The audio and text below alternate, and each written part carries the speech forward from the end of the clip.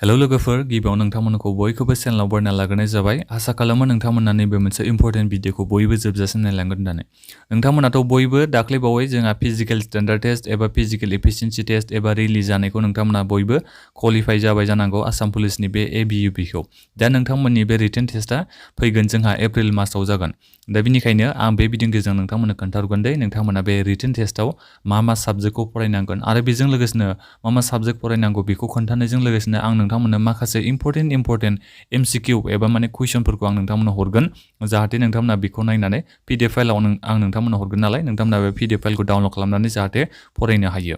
दा बेनिफ्राय नोंथांमोना चेनेलखौ साबस्क्राइब खालामना लादो बेनिखायनो जुदि इम्पोर्टेन्ट MCQ एबा PDF फाइलखौ मोननो थाखाय चेनेलखौ नोंथांमोना साबस्क्राइब खालामना लाबानो जाबाय आं बेबायदिनो नोंथांमोननो आपडेट होबाय थागोन दा बेनिफ्राय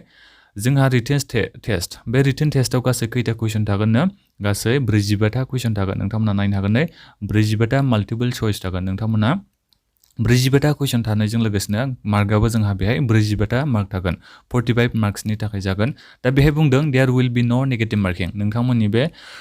रिटेन टेस्टआव नेगेटिभ मार्किं गैया दा बेनिखायनो आं नोंथांमोननिसिम गुरै खावलायो जुदि नोंथांमोना रिटेन टेस्ट होनांगौ दङबा एप्रिलाव नोंथांमोना गासिबो कुइसनखौ एटेम्प खालामजोबबानो जाबाय लिरबोजोबबानो जाबाय 45टा कुइसनखौबो दा बिनिफ्राय माल्टिपल चॉइस मोनब्रै माबानि गेजेराव चॉइसनि गेजेराव जायखिजाया कारेक्ट एन्सारखौसो चॉइस खालामनांगौ नालाय दा बेनिखायनो नोंथांमोना गासिबो एन्सारनि कुइसननि एन्सारखौ होबोजोबबानो जाबाय नेगेटिभ मार्किं गैखाया जोंहा दा बिनिफ्राय मा साबजेक्ट फरायनांगौनो फार्स्ट साबजेक्टआ जादों जोंहा एलिमेन्टारि आर्थमेटिक बिनिफ्राय दङ सेकेन्ड साबजेक्टआ general English logical reasoning mental ability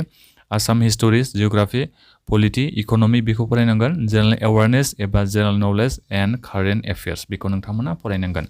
आं नोंथांमोननो भिडिअ बानायनानै खोन्थाहरगासिनो दं दे जोंहा इम्पोर्टेन्ट माखासे दा कारेन्ट एफेयार्स मा फैदों आं बेखौ नोंथांमोननो भिडिअ बानायनानै खोन्थाहरगासिनो दङ आरो बिनिफ्राय बे भिडिअनि डिसक्रिपसनाव आङो आसाम हिस्ट'रिनि मोनसे इम्पोर्टेन्ट MCQ होनाय दङ दे आं PDF फाइल लिंकखौ भिडिअनि डिसक्रिपसनाव होनानै दोनदों बे आसाम हिस्ट'रिनि बे PDF फाइलखौ नोंथांमोना डाउनलड खालामनानै फरायनो हागोन दे बेहाय माने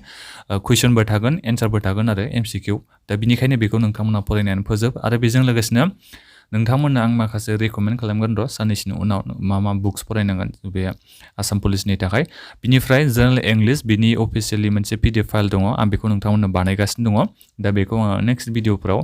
भिडिअनि डिसक्रिपसनाव होनानै नोंथांमोना डाउनलड खालामनानै फरायनो हागोन आं बेखौ बानायगासिनो दङ एसे नेबानो जाबाय लजिकेल रिजनिं बिनि बागैबो आं मोनसे PDF फाइल बानायदों नोंथांमोना एसे साननैसो नेबानो जाबाय दा जोबथ'वाखै बे खामानिया दा बिनिफ्राय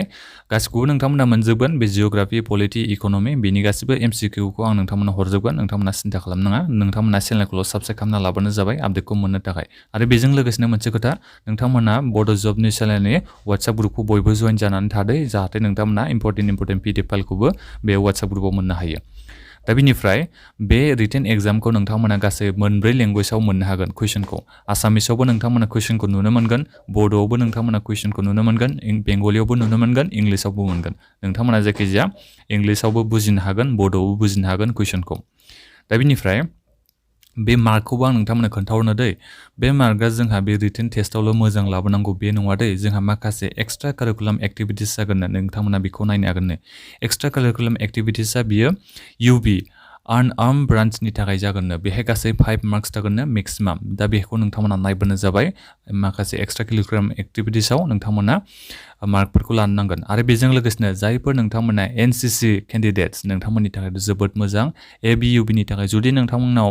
NCC C सार्टिफिकेट दङबा 5 मार्क्सखौ नोंथांमोना मोननो हागोन NCC B सार्टिफिकेट दङबा 3 मार्क्स मोननो हागोन NCC S सार्टिफिकेट दङबा 2 मार्क्सखौ नोंथांमोना मोननो हागोन दा बेनिखायनो NCC लानाय स्टुडेन्ट नोंथांमोननि थाखाय जोबोद मोजां खौरां बियो आरो बेजों लोगोसेनो जोंहा आरोबाव माखासे एक्सट्रा कारिकुलाम एक्टिभिटिसजों लोगोसे जोंहा अरेलबो दङ एबा बिबा बस टेस्टबो दङ बेहाय नोंथांमोना नायनो हागोन बाइबा दङ आरो माने 5 मार्क्सनि जागोन बे बाइबाया दा बिनिफ्राय बे 5 मार्क्स बे गासिबो मार्क्सखौ दाजाबनानैसो नोंथांमोननि बे माबाया फाइनाल मेरिट लिस्टआ ओंखारना फैगोन होन्दों बेखौ नोंथांमोना नायबानो जाबाय गासै जोंहा बेहाय आसाम पुलिसनि बे UB बड मेल आरो फिमेल बिथांमोननि गासै टटेल मार्कआ जायो 100 मार्क्स ओमफ्राय जायफोर नोंथांमोना AB कनस्टेबल AB बिथांमोननि गासै टटेल मार्क्सआ जायो 115 मार्क्स दा बिनिफ्राय जुदि नोंथांमोना बे 115 मार्क्सनि गेजेरावनो जुदि नोंथांमोना मोजां मार्क लानानै जुदि बे नोंथांमोना रिटेन टेस्टआवबो मोजां मार्क मोनोबा फिजिकेल स्टेन्डार्ड टेस्टआवबो मोजां मार्क दङबा नोंथांमोना